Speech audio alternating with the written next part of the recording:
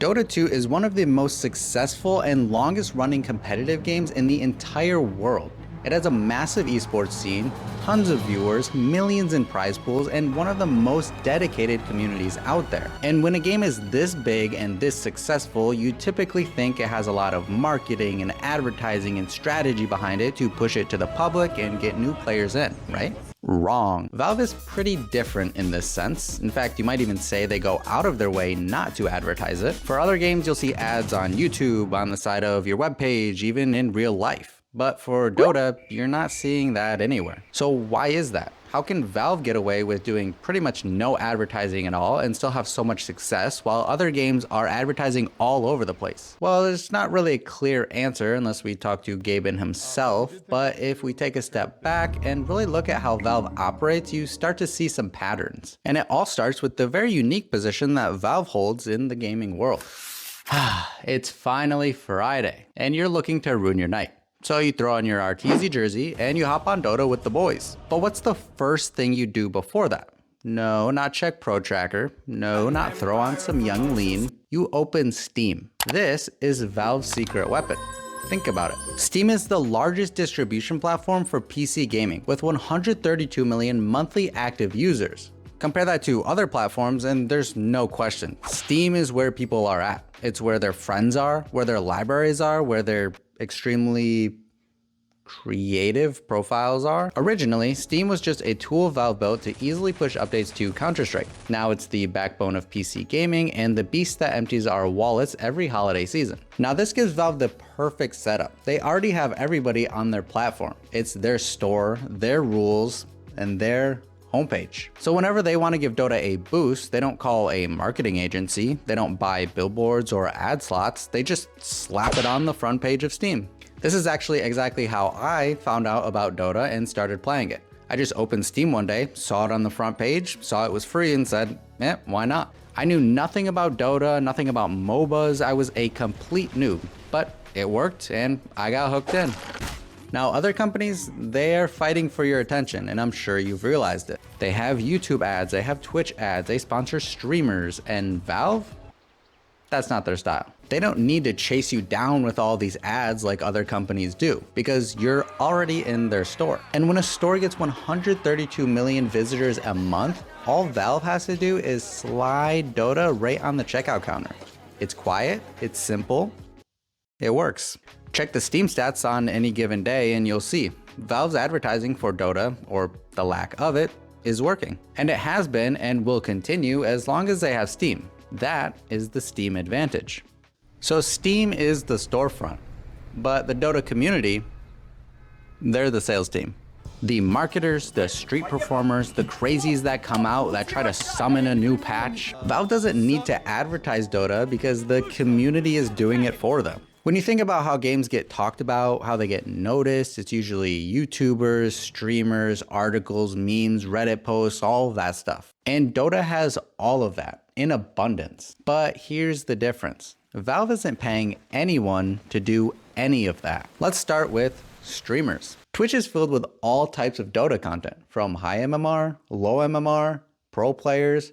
People are watching, they're engaging, and Valve isn't sponsoring a single one to do this. There's no Dota creator partner program that's making them stream. They're doing it because they want to, because they love it, because the game has depth and they enjoy it. What the f is he clicking? What the is he clicking? What the is he clicking? The same goes with YouTubers like myself. Dota channels break down pro matches, they go over patch notes, they go over the lore, and again, none of that is sponsored by Valve. It's completely self-sustained. Now take Reddit. The Dota 2 subreddit is a marketing engine for Valve, and they don't have to touch any of it. Patch notes drop, Reddit explodes.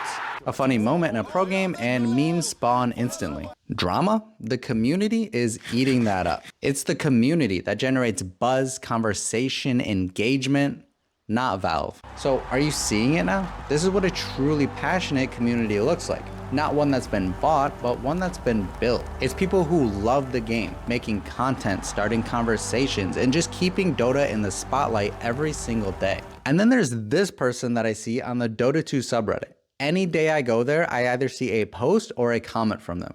I don't know who they are or what they do, but they are doing their part in advertising Dota. So, shout out to you. Now compare all of this to another game like League of Legends. They apparently have a League of Legends partner program. They sponsor creators, they give them early access, they even create full-blown virtual pop bands. Since recording this, I learned that apparently this program is pretty dead now, but they seem to be looking to revive it this year. PUBG has a bunch of creators sponsored with their own codes that you can use in their in-game store. Or even Fortnite having various popular celebrities right in their game. Valve, they just let the community do whatever this is, and it works. Now sure, League is way bigger than Dota, of course, more players, more viewers, just more mainstream attention. But that's kind of what makes this even more surprising. Despite being smaller, and despite Valve doing pretty much nothing to promote Dota, Dota still stays alive. And it has still reached incredible viewership and prize pool numbers in its history. Other games are controlling the story. Valve is just vibing. Okay, man, it's GFAT. But that's the point. The spotlight belongs to the players, and Dota survives because the players never stop showing up. But the community-driven hype doesn't stop at the memes, doesn't stop at the streams, because once a year, everything that we've talked about builds up to one thing. Welcome to the International. Not bad. It's the biggest Dota event of the year and one of the most iconic in all of esports. Massive viewership, millions in prize pool, but don't look at recent years, the best teams in the world. But you know what's weird about this is that when you stop and you look around, there are no sponsors in sight. Let's look at the opening ceremony for League of Legends Worlds 2024 and see how long it takes for an ad to show up. Oh, well, there it is. It's even in the title of the video, presented by MasterCard. Valorant has them even in the form of a Red Bull clutch, POG. PUBG has their panels cycling through sponsors for minutes. Fortnite has them, although to be fair, they're a bit more subtle. Oh, well, actually, never mind. Even Counter-Strike has them. Now, why Counter-Strike, another Valve game, has them and Dota doesn't, we'll talk more about later. Now, let's look at the Internationals opening ceremony.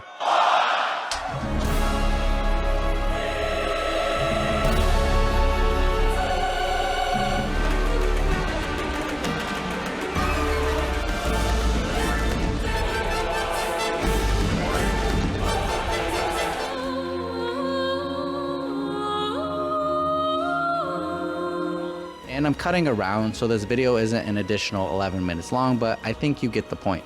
No ads, just beautifully epic music and a true celebration of Dota. In 2024, Valve even made a blog post stating that they weren't even going to allow ads from teams like how they show in-game. They wanted to remove distracting elements. The focus is on the game itself and the players battling for victory. The heart of the International is the community. Now, don't get it twisted. Ads and sponsors are still very much a part of the other Dota tournaments that go on throughout the year. They kind of have to be to fund these events. But having no visible sponsors or ads at your biggest tournament of the year, that is a Giga Chad move. And I think that's pretty cool. It really shows that this is truly what Valve believes in for Dota. And it's pretty unheard of in esports, even traditional sports. I went to an MLS game recently and got to see Messi, which was absolutely awesome. But if you just look around the stadium, you see ads all over the place. And it's what we've gotten used to. We don't even really notice them. But when they're not there and you notice that, it's pretty interesting. Valve still makes plenty of money from TI. Battle passes back when they existed, compendiums, cosmetics, ticket sales. I mean, only 25% of the money that's crowdfunded from things like battle passes and compendiums is used for the TI prize pool. The other 75% is for Valve. So in 2021, when TI had its largest prize pool of 40 million, that means the actual total was 160 million. 40 million for the players, 120 million for Valve. Not bad. And even with all of these impressive numbers, they still keep it minimal. It's just Dota. And that minimalism makes it feel different, even if it's not something you notice right away. But the International isn't the only show in town. The Dota 2 esports scene keeps Dota alive all throughout the year, even when Valve is nowhere in sight.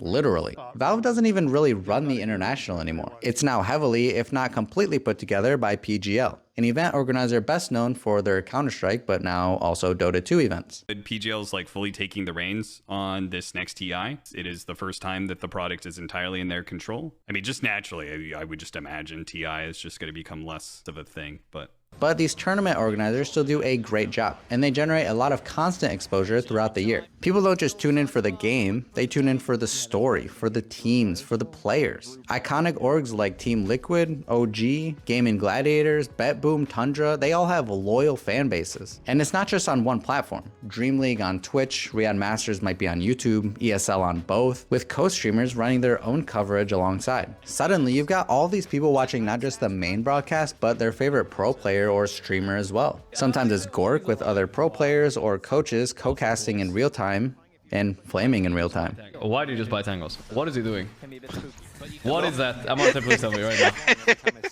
Why did he buy tangos, eat them, and walk back into fountain? What did I just see? I've never seen that Dota play in my entire life. I mean, I know people buy some, but tango, that's new for me. It's exposure on top of exposure. And again, Valve isn't touching any of this. And then there's the content spiral that keeps people watching. You get drama, you get Twitter threads, you get highlights, memes, you get a new article anytime a player in Eastern Europe sneezes, and none of it comes from Valve. The ecosystem promotes itself. The tournaments create the moments, and the community does the rest. Valve has created such a dedicated and passionate community throughout the years, and that's why all of this works. Now look, Valve doesn't really do marketing, as we've talked about. But if there's one exception, it might be this. In 2021, they released Dota Dragon's Blood, an anime-style show on Netflix. It followed some of Dota's core lore, mostly focusing on Davion, however you say it, the Dragon Knight. And despite me playing Dota for 10 plus years, almost 20,000 hours,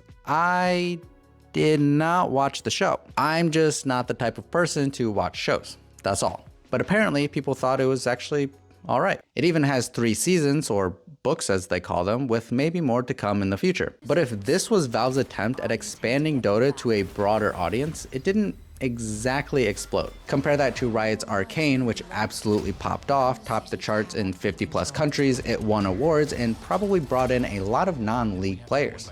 Dragon's Blood? Not quite the same. Although it was cool to see Valve branch out in this way. And it might have brought in some new players by making the main character one of the easiest heroes in the game to play. Still, it's probably the closest thing Valve has done to traditional marketing, even if it wasn't meant as marketing at all. Just another weird, kind of charming attempt to grow Dota in their own Valve-y way. Now you might be thinking, wait, doesn't Valve create Counter-Strike? Isn't that game huge? Do they treat that one differently?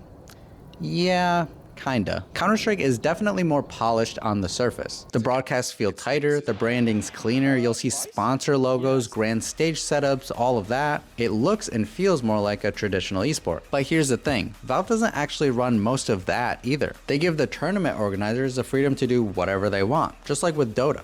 But the thing about Counter-Strike is that it's easier to package. It's easier to understand. You see the guy with the gun, shoot the guy with the other gun, the other guy goes down, and boom. It's done. You understand what just happened. And sponsors love that. Now compare that to watching whatever this is. Over this night, we'll turn for the arena. The cataclysm and the meatballs just coming down onto Medusa. What the fuck does this piece say? And there's absolutely no question. Counter-Strike is way easier to understand for somebody who knows nothing about the game. And the audience is massive, not just in the casual play, but the gambling and the skin trading and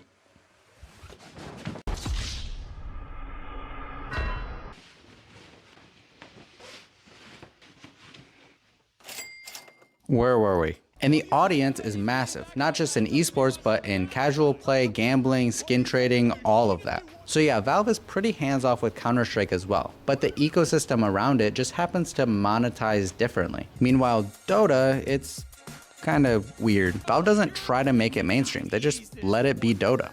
And that quiet approach somehow keeps it alive. But here's the big question. If Valve can keep Dota alive without doing all the normal stuff like running ads and sponsoring streamers, well, why can't other companies do the same thing? Why doesn't Riot or Blizzard just step back from their game and let the community do their own thing? Well, because they can't. Valve is in a unique spot because they have Steam, the largest PC gaming platform in the world. They just update the game and people show up. But it's not just about Steam, it's about how Valve operates. They're famously hands-off. No big marketing department, no big hype team, no roadmap tweets every week. They just release something and they walk away. Most companies could not pull this off. They'd lose control, momentum, and their game would die. But from the start, Valve built Dota in a way where players don't just play the game, but they made it their own. And if you've played Dota, you know what I mean. Because Dota isn't just a game we play, it's a world that we've kept alive. And in the end, maybe that's Valve's greatest strategy. Today, Dota is still doing great. Besides this new update recently where I can't watch high MMR games anymore, it's pretty bad for content, so please Valve revert that change, thank you. Valve never needed to advertise Dota. They just needed to make something real, something deep and worth caring about. Because when something earns your love, you want to see it thrive. And for millions of players around the world, including myself, that's Dota. And that is why it's still here, despite having no advertising.